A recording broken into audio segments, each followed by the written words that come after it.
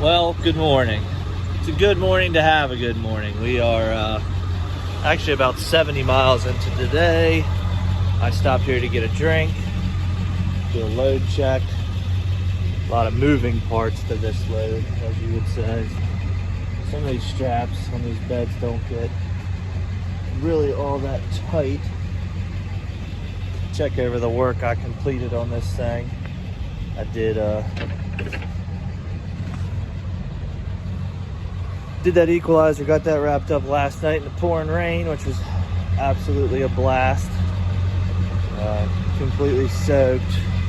I'll show you guys what I got again here on the trailer.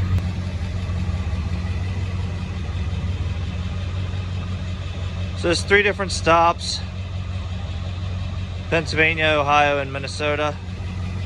Deal 7-3 running here. Let's get on the road. So like I said, I'm already 78 miles into today. First stop is in, oh, GPS went off. Let's see. First stop is in somewhere outside of Pittsburgh. Got another 172 miles to there.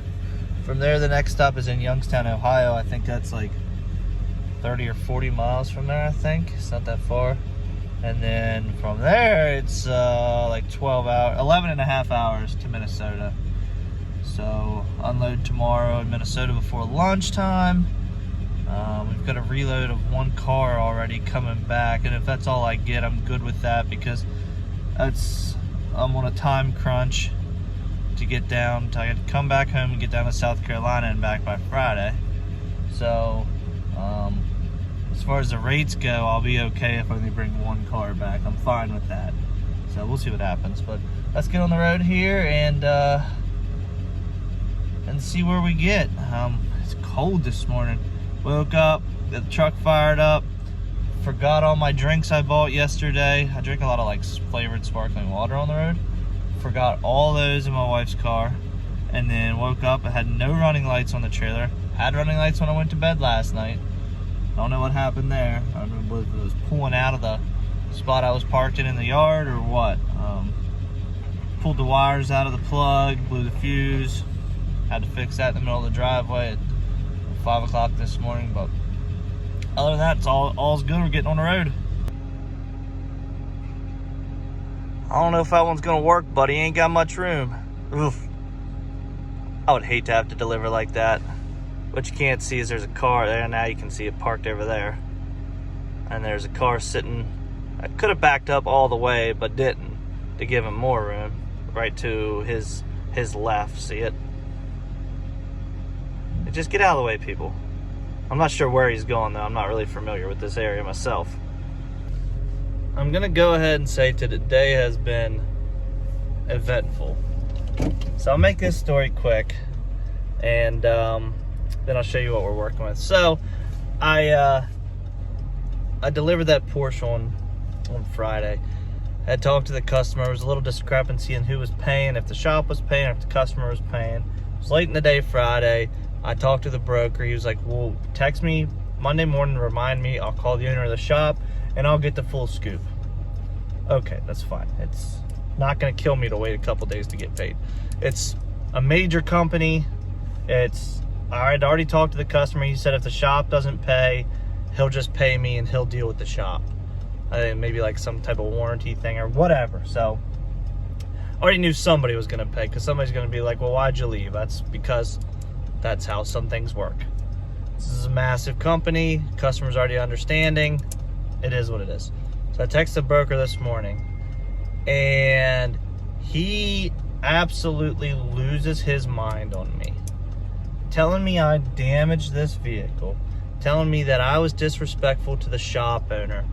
I mean, screaming at me. And I'm trying to say, hey, his name's Jay. I'm like, hey, Jay, I think we're talking about the wrong vehicle. Hey. And he just goes in and he's like, you're not going to tell me to let you talk. I'm not one of your kids. This is going to be a massive insurance claim. I'm going after your insurance. I'm going to the board of insurance to get your company shut down. And I'm thinking, I'm like, he's not talking about my transport. I was like, let me send you the bill of lading, because you told me as long as everybody's good, you didn't need a copy of it on Friday. So I send it over to him, and I text him a walk-around video that I did, that I put in this, where I'm like, hey, these are the scratches. I'm just protecting myself because they don't show up on photo. I want to do a video. And he calls back. He's like, I don't want your effing pictures or your videos. I could care less about you and your company. You know, this is gonna be terrible, and your company's gonna be shut down after this claim. And I'm thinking to myself, this guy is not talking about the right vehicle. I couldn't find the, I have a camera I shoot most on, and then I have like a regular phone. I couldn't find the one I shoot most on to try to get some of this audio. So anyways, I call the customer who owns the car. I'm like, hey, I think there's a huge misunderstanding with this guy. He's yelling at me saying I damaged your car. Please call the shop, verify that your car is not damaged. I have pictures, videos here, blah, blah, blah. He's like, yeah, he said, that guy yelled at me too about something. And he's like, he's just a loose cannon. I'm just gonna square up with you, and I'll take care of the payment, and I'll deal with it with the shop. So he just zells me, and then 5 minutes later, the broker calls back and apologizes. He's like, yeah, we were talking about a red car. You know, I was getting fed the wrong information. I said, I'm gonna stop you right there. I get it that you were fed the wrong information, but you still don't talk to people like that.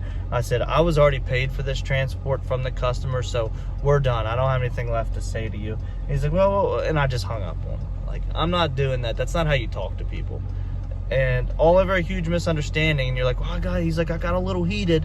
Well, no crap, but that's not how you do that. So anyways, I got paid for it, like I knew I was going to. So I'm sure it's like, part of me is like, you know, with the new central system, is like, I want to leave a bad review because he's threatening to like ruin my livelihood. But then part of me is like, just let it go, and just, you know, I didn't react on the phone call, I didn't get upset, so why react now? So let's get out here and see what we got. This is Jason. Fucking Rick is telling me it's a red fucking car, not this car you delivered. So I'm just getting mixed signals here. I'm sorry. He's telling me it's a red. Well, that's I tried to stop you and let you know that, but you were just yelling at me. So I took care of it with the customer. The customer paid me. We're done. Alrighty. That's how many Porsches I moved for this guy so quickly that I'm confused about it. I mean, I get it, but. I said, the one in Chantilly, Virginia company? He goes, yes. No, it was the one in Moore, South Carolina. A different car. He's like, not listening to me. Well, I mean, I get that, but I found a apologize to you because I got bad information from Rick. He said it was your car. Stupid. Yeah, I mean, you don't, like, threatening my livelihood really, you know, irks me the wrong way when I was just trying to straighten everything out. But I had the customer pay me, and we're fine. It's all done. So have a great day. Okay. So we've got, this is all we got left. We made 2 stops. All right, we got like 800 miles to Minnesota, and I booked a car for back here. We're headed to pick that up. We're about an hour away. It's a Copart car, going like 30 miles from this stuff. Extra money that I didn't plan on, because I'm making really good time. Even though the weather's crappy, I'm making good time, so I'm gonna fill this space. It's the right thing to do, and it's the 1st of May, so we might as well start out strong. So we're gonna go fill this with a Honda Passport that's real wrecked. It's fork on, fork off situation. I already talked to the customer. The whole suspension's blown out in the front, so he knows that he'll be taking it off with a forklift. So room really doesn't matter for ramps, because we can set it on the ramps if we had to, but I'm pretty sure that that's gonna be enough room to get that put on. The joys of coming to Copart. Estimated wait time 74 minutes. It's really not all that many people here. There's 3 pickup trucks with single car trailers. There is a 4-car rollback that has 1 spot left. I don't know if it'll focus on the, it'll probably just focus on the water on the window. Anyways, there's like there's like 1 3-car back there. I just pulled up behind me to get loaded because I was gonna back into beside him, but now he's got me blocked in. And then a 9 car too. And that's it, but I've only seen 1 loader so far, but we got time, we're all right. It's worth the extra money we're getting to take this out there. Okay, I lied a little bit. There is quite a few larger car haulers back there. I see 3 at least, so maybe they are that busy. Well, this has been a fun one. This thing is severely wrecked, and the rear suspension on this thing is actively braking as we speak. I don't know, you can't see it. This thing was hit real hard here in the rear. The rear suspension is like folding out like this, so I'm keep having to redo my straps. I've got a chain on over here, pulling low, pulling it back this way. I know it's dark out here, I apologize. There's no front suspension on this thing. I got a block underneath of it. So it's pretty damaged.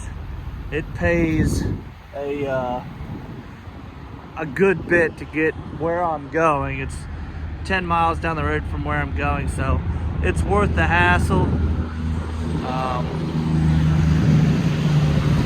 I already talked to the customer multiple times today. He's really cool. He's having me deliver to a different address because they got a bigger forklift there.